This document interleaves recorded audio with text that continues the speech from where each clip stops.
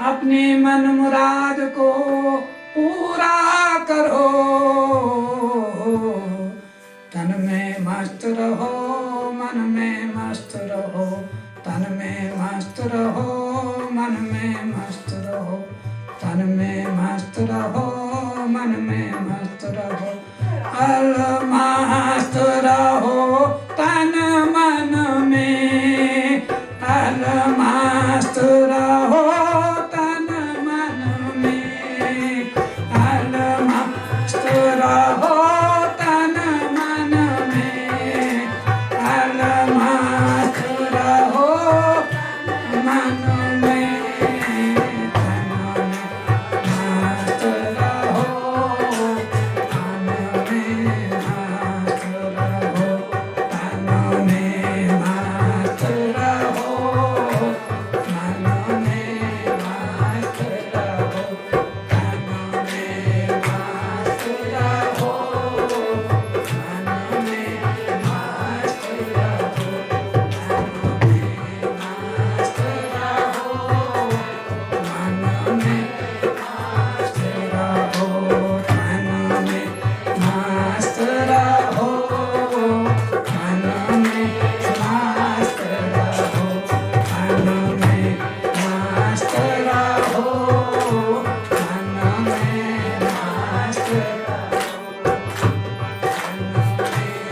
मस्त रहो, मन में मस्त रहो, तन में मस्त रहो, तन में मस्त रहो।